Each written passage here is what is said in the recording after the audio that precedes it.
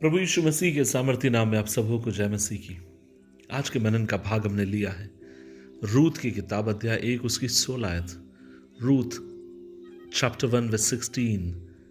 तेरे लोग मेरे लोग होंगे और तेरा परमेश्वर मेरा परमेश्वर होगा।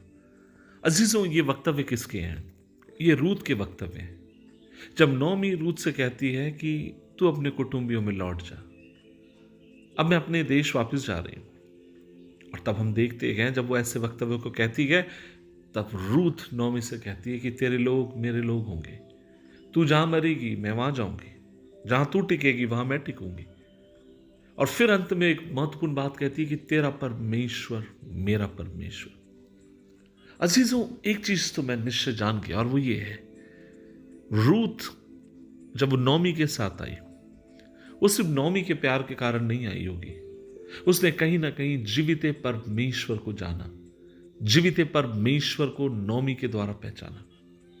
और अब वो परमेश्वर और नौमी दोनों को छोड़ना नहीं चाहती, क्योंकि वो जानती थी अगर मैं मोआब देश में लौट गई, मैं निश्चय फिर से उस श्रापित देश में रहूंगी, मैं जीवित परमेश्वर को खो दूंगी अपनी जिंदगी में। और वो कहती है नहीं, तेरे लोग मेरे लोग होंगे और तेरा परमेश्वर मेरा परमेश्वर होगा। अजीजों, कितनी महत्वपूर्ण ये बात है।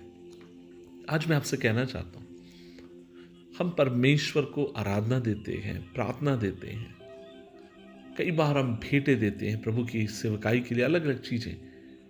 लेकिन क्या आप इस बात को जानते हैं कि इन सब से बढ़कर आपका मेरा परमेश्वर हमें चाहता है, हमारे 100% समर्पण को चाहता है। मैंने कहानी सुनी, सुनकर मुझे अच्छा लगा। कहानी थी एक माँ बेटी, जो लोग अलग हो गए। माँ हमेशा अपनी बेटी को चिट्ठी लिखती, लेकिन बेटी कभी भी चिट्ठी नहीं लिखती। और दोनों के रिश्तों में बहुत दूरी आ गई, क्योंकि दोनों अलग अलग जगहों पर रहते थे। एक दिन की बात है, बेटी ने सोचा कि उसने सुना कि उसकी माँ की तबीयत बहुत खराब है। तब उसे लगा कि पता नहीं मैं कभी अपनी माँ से मिल पाऊंगी कि नहीं मिल पाऊंगी, या कुछ दे पाऊंगी कि नहीं। और वह एक काम करती है, वह अपनी माँ के लिए एक शॉल खरीद कर भेजती है। वो खुद नहीं गई, शॉल भेजी। और जब माँ के पास वो शॉल भेजी गई, माँ ने उस शॉल को छुआ तक नहीं।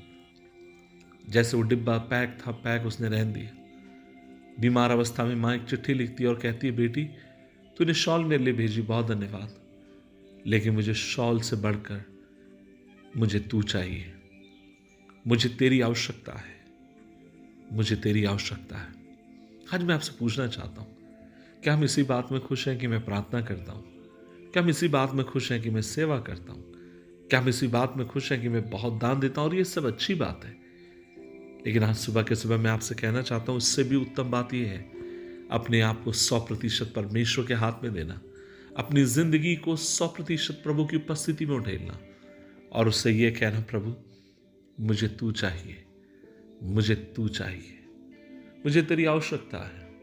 और मैं अपनी जिंदगी को, अपने आप को प्रभु तेरी वेदी के ऊपर देता हूं और कहता हूं, तेरी इच्छा मेरी जिंदगी में पूरी हो, तेरी मर्जी मेरी जिंदगी में पूरी हो। आइए प्रार्थना करें। प्रभु जी, हम धन्यवाद देते हैं और आज हम मिलकर कहते हैं कि हमें तू चाहिए खुदा, आशीषों से बढ़कर, सेवकाई से बढ़कर। प्रभु जी, हमें तेरी आवश्यकता है और हमारी प्रार्थना है प्रभु, तू हमारी जिंदगी का मालिक बनकर आए, हमें चला, यीशु मसीह के नाम में। आमीन, आमीन, आमीन।